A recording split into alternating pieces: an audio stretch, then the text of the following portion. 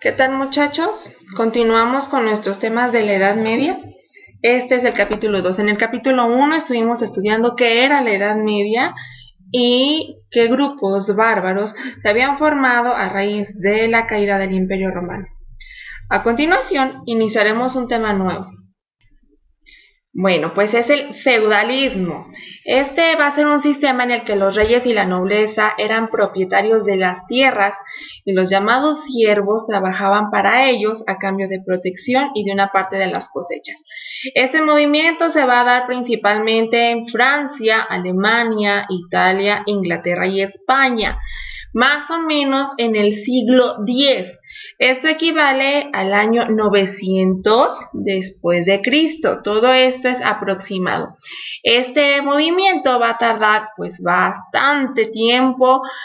Alcanza su esplendor, su auge en el siglo XIII. Entonces se va a echar 3 siglos de mínimo de trabajo, de creación. Poco a poco te voy a ir platicando de qué va a aparecer en el feudalismo. Bueno, la sociedad iba a estar acomodada de la siguiente manera. Iban a tener un rey, y ese rey nombraba a unos señores feudales y les daba ciertos territorios para que los trabajaran y pues también para tenerlos contentos y de amigos, por si llegaba a ocuparlos el rey para alguna guerra, pues ya tenía quien le pudiera echar la mano. Otro grupo eran los clérigos, que vienen siendo los sacerdotes. En este tiempo la iglesia tiene un gran poder sobre varias consultas a nivel político y obviamente religioso. Aparecen otros personajes que son los caballeros. Normalmente en las películas pues los ves así con sus armaduras, sus escudos, montados a caballo, ¿verdad? Los luchadores, por así decirlo, guerreros de esas épocas. Y obviamente estaban los campesinos y los siervos, que eran los que trabajaban en las tierras de los señores feudales. El señor feudal, entre más terrenos tuviera, más ganancias obtenía. Los campesinos tenían la obligación de trabajar esas tierras a cambio de su protección. O sea que, mientras yo te trabaje, tú, señor feudal, me cuidas. Cuando cosechaban lo que habían sembrado, esas ganancias iban destinadas principalmente al señor feudal, al dueño. Otra parte se le pagaba a la iglesia y ese pago se conocía como diezmo. Y ya lo que sobrara era para los campesinos y sus familias. La palabra diezmo viene más, la idea era que había que donar el 10%. Entonces es diezmo de 10% de tus ganancias. Esa práctica todavía se tiene. Nosotros en la Iglesia Católica es uno de los mandamientos de la Iglesia que hay que apoyar a nuestra Iglesia con un apoyo económico que tú normalmente lo das en misa, durante la limosna o de igual manera es alguna fecha específica en la que se dan incluso sobrecitos donde tus papis pueden colocar cierta cantidad de dinero para apoyar a la Iglesia en sus necesidades. Un aspecto muy interesante de esta época van a ser los castillos. El señor feudal y obviamente el rey, ¿verdad? Pues construían castillos muy bien fortificados, muy elegantes, porque pues había también que prevenirse de ataques y entonces eran castillos amurallados. Te pongo aquí esta imagen donde se señalan las torres, que digamos que es la parte más alta del castillo. Toda esa torre pues está unida a la muralla, estas bardas grandototas que terminan en forma de greca en la parte superior. Esa muralla tiene unos caminitos en medio hasta arriba que se llama camino de ronda, que es allí pues por donde iban los guardias, los soldados vigilando desde lo alto para observar que no viniera ningún extraño a atacar su castillo. De igual manera, estos castillos se construían con dos tipos de opciones. O bien lo construían en una montañita suficientemente alta para que desde lo alto de la montaña pudieran observar a lo lejos si venía algún enemigo a atacarlos. Otra opción era construir al lado, alrededor de ese castillo, un foso, o sea, como un tipo río, laguito, que estuviera rodeando todo tu castillo, y construir un puente levadizo que te permitiera comunicarte, entrar al castillo. Este puente levadizo se levantaba en las noches, ¿verdad? Pues para que nadie se nos metiera. De igual manera, la puerta principal tenía un rastrillo, esa como reja grandota y pesada que tapaba las entradas. A lo mejor tú has llegado a ver castillos de este tipo en varias películas, para que te imagines cómo eran. Te mando aquí algunas otras imágenes de castillos. A las afueras de los castillos era donde estaban las tierras de siembra o del ganado de ese señor feudal, y todos los campesinos pues trabajaban ahí a los alrededores. Observa las murallas con cierta greca, si te fijas se repiten mucho las figuras, y en la otra imagen te pongo un castillo en la parte alta de una montaña para lo que te comentaba, observar desde lejos si venía algún enemigo a atacarnos. Esta también a lo mejor lo has llegado a ver en alguna película o en algún juego, que es cuando atacaban esos castillos, ¿no? Y entonces empiezan a ingeniarse maneras de atacar. Es la época en la que hay muchas flechas, arcos, catapultas, buscar la manera de acercarse lo más que se pudiera a la muralla del castillo para poder escalarla, o bien para meterse por la puerta principal. Por la parte de arriba pues ya estaban todos los soldados listos para defender su castillo. Esto lo vemos normalmente en algunas películas. En esta época la principal actividad económica pues va a ser la agricultura.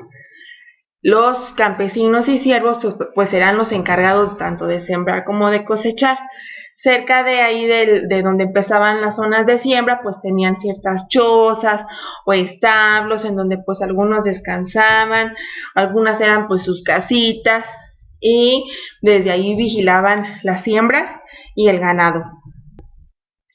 De igual manera, aquí, como bien te comenté, el clero, o sea, la iglesia, influía mucho, tanto en ámbitos económicos, sociales, políticos y culturales.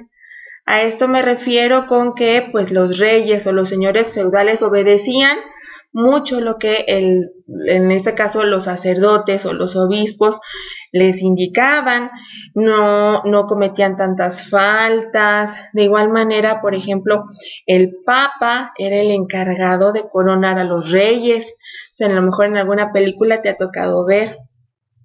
Es una época en donde también se construyen muchos monasterios. Ese monasterio, pues digámoslo así, como la casa en donde van a vivir los sacerdotes. Aquí también te pongo una imagen de un monasterio, y a los alrededores pues también tenían sus zonas de siembra. Varios de esos monasterios o siguen funcionando como tal, o bien ya son como museos para ir a visitarlos. En esta época va a haber una situación muy particular con la iglesia. Cometió un error, como todo mundo cometemos errores. Aquellas personas que no les hacían caso o que no creían en lo que la iglesia decía, pues los juzgaban, los mataban, los torturaban para que se arrepintieran de lo que estaban diciendo. Una época muy triste, muy oscura, muy violenta, en donde perseguían a muchos científicos porque no estaban de acuerdo en lo que ellos decían. Más o menos esto ocurre en el año 1231. Aquí te pongo yo una imagen muy simple de lo que representaba la Inquisición. Fue una época bastante fea y pues ni modo, cometieron un errorcillo por ahí en la iglesia. Después con el tiempo se arrepintieron y pidieron perdón, pero pues de momento la regaron. Bueno, de igual manera, te voy a platicar sobre unos personajes que aparecieron en esta época. Pese a que cada grupo ya tenía su propio rey y su propio gobierno, pues también se seguían peleando entre ellos. Y es aquí cuando va a aparecer este personaje que se llama Juana de Arco. Ella es una santa católica de Francia. En esa época, tanto los franceses como los ingleses se estaban peleando constantemente en una guerra que dura más de 100 años. Entonces imagínate lo que pudo haber pasado en 100 años. Obviamente, destrucción, pobreza, el abandono de las ciudades. Entonces ya era una situación muy desgastante. Aquí la idea que quiero que te quedes de Juana de Arco es: Dios habla con Juana de Arco y le dice: necesito que me ayudes a terminar con esta guerra y a defender a tu pueblo. Entonces ella, pues era mujer. Aquí el asunto es que Juana se disfraza de hombre para poder entrar al ejército francés.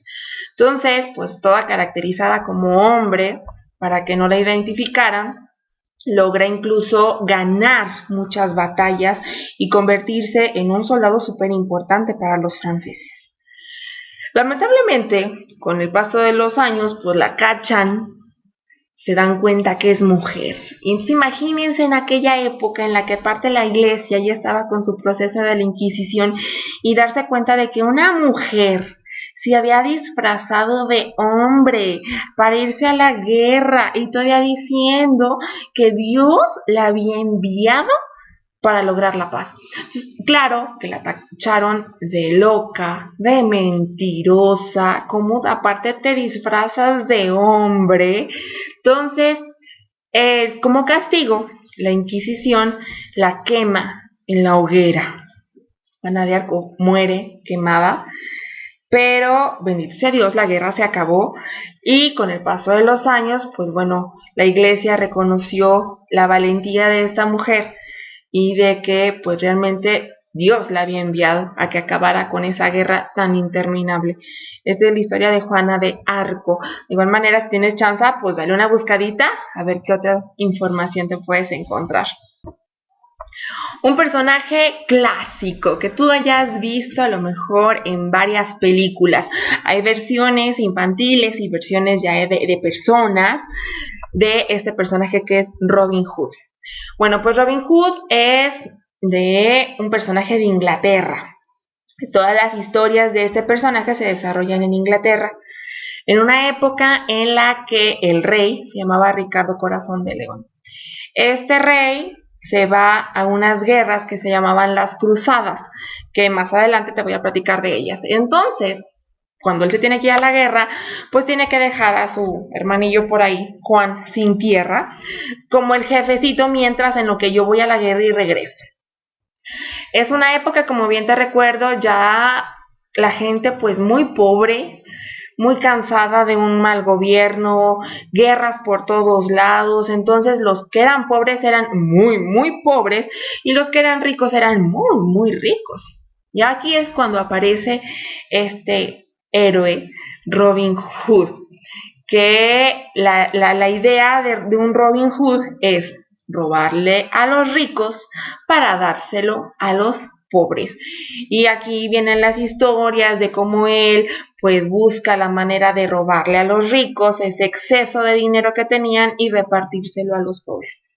Es una historia un poquito leyenda, mito, pero que siempre relacionamos con esta época de la Edad Media y concretamente el feudalismo. Entonces, si tienes oportunidad en estos días de ver una película de Robin Hood, diviértete con ella.